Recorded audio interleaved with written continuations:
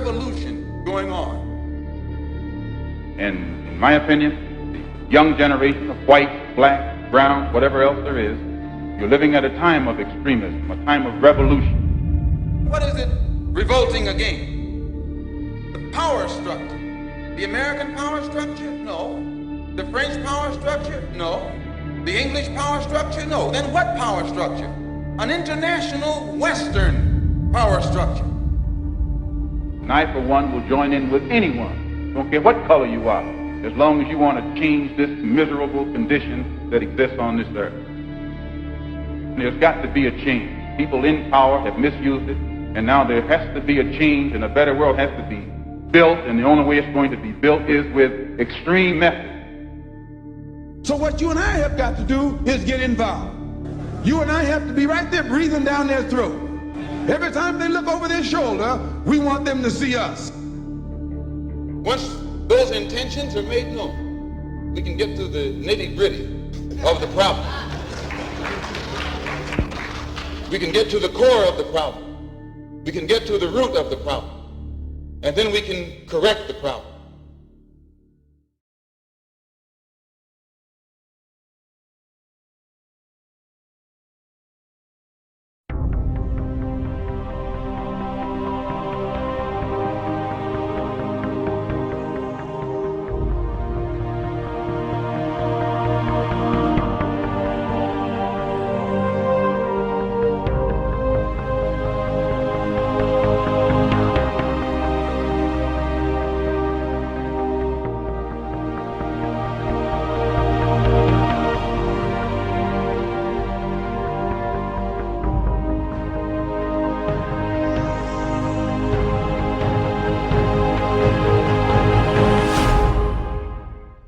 Are you remember Skull and Bones? I believe it, right? They still exist? The thing is so secret, I'm not even sure it still exists.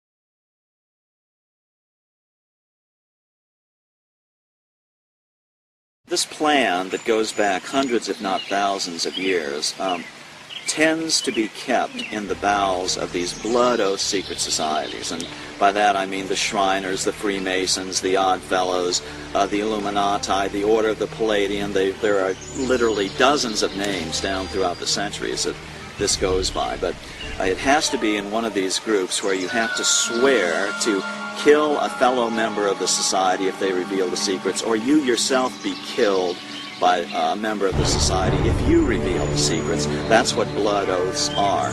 And they start out bad, but they get worse as you go up in the organization.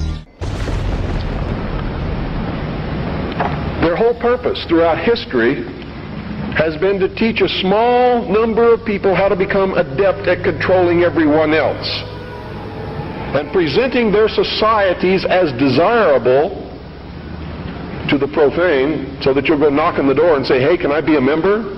And be initiated, with the promise of learning some great secret. What is that secret? The secret is what I have just told you this morning.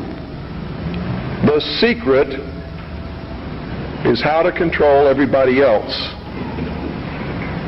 And you never understand how to control everybody else until you get to the top of this pyramid of initiation, most people never make it past the third step. All above that are carefully chosen and nurtured and taught.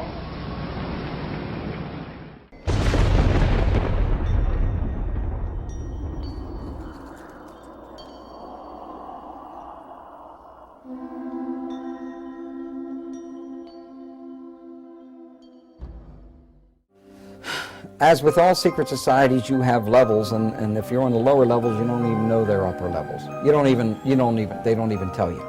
You bump into it by accident, or someone comes along. Now, in Scottish Rite, that's something different, because they know that there's a. But before then, and basically secret societies, let's go to ancient Egypt. To the ancient Egyptians, the priest would tell the serfs, the guys that tilled the land, they would say, the sun is God, okay? And so they accepted that very low-level interpretation, all physical. That's not what the priest believed. What the priest believed, there was a second level.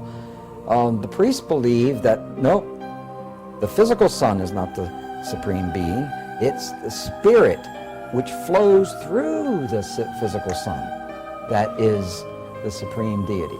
However, there was another level. And the priests didn't even know it. It was those that were involved and elevated to if I would have told you this 15 years ago, I might have gotten shot. Weishaupt saw in the ancient orders of Freemasonry an opportunity to commission foot soldiers for his cause of world domination. He wrote that none is fitter than the 3 lower degrees of Freemasonry. The public is accustomed to it, expects little from it, and therefore takes little notice of it. Weishaupt felt that Masonry was the easiest way to get a good Christian guy on the path of destruction, essentially, where you can have him take little baby steps on this path. It's a system they've been working on for thousands of years. They've really got it down. They know how to gradually, gently corrupt people from Christendom, first of all, to deism. Of course, deism is where, yes, God started the world, but then he took off, and he has no place in the affairs of men now. And so you don't have to worry about God, you don't have to worry about heaven and hell. You just kind of do your thing, and everything will be okay. Deism to atheism is the next step. Atheism, where you claim there is no God, and then, of course, the next step is out and out Satanism. And interestingly enough, Satanists know there's God, know there's a heaven and hell, and they just choose hell, and they choose to drag as many people into hell as they can.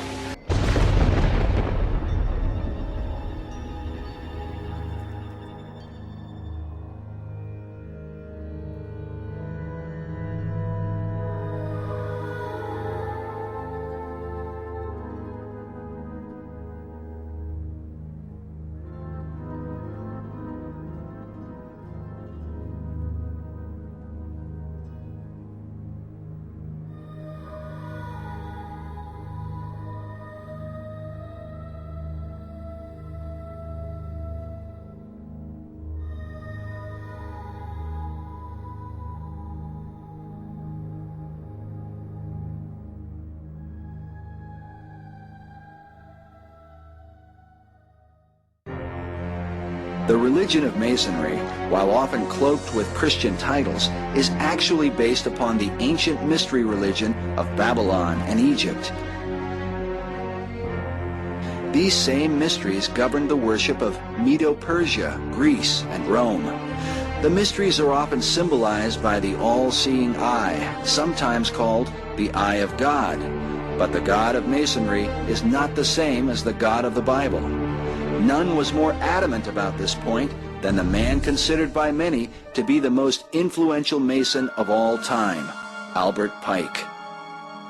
Albert Pike was a Confederate Civil War general who was the head of American Freemasonry in the post-Civil War period. He's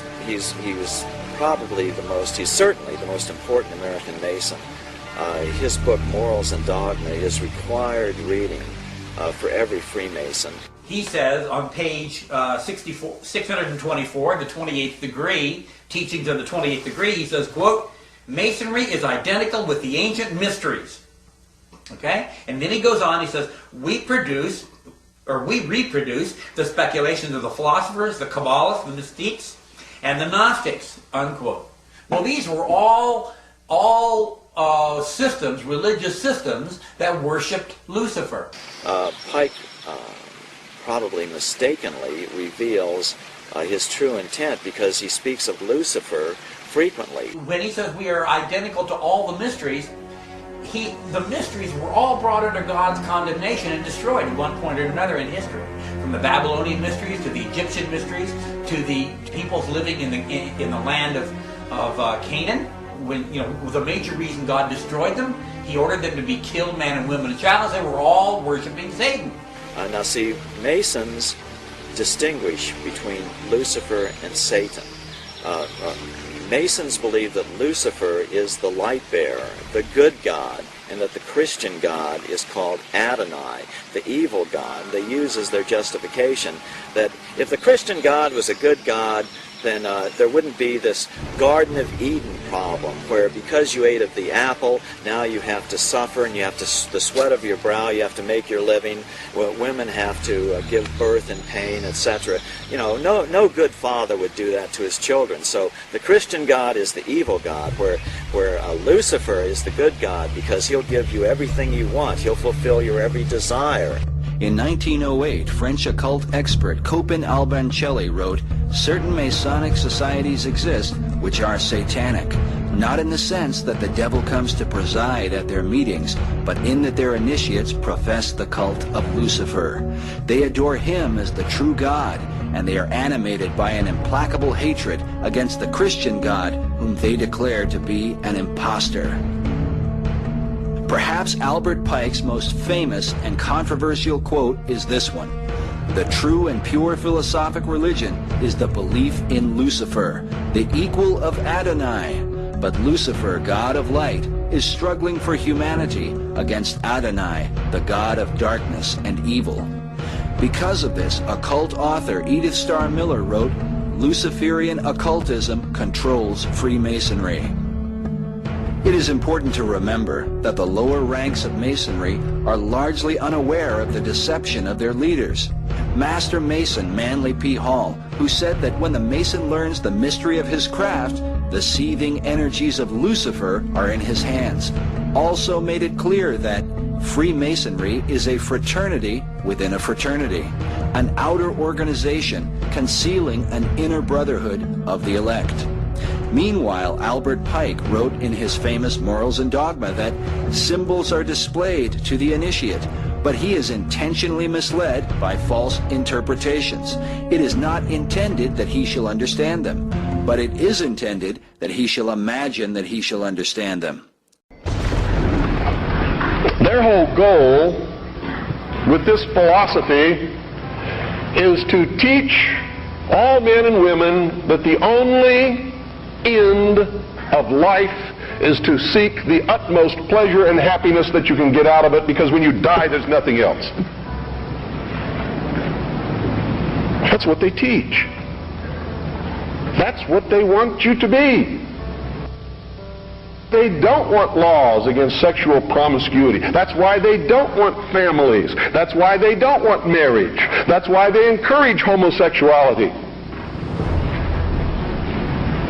There's a method to their madness.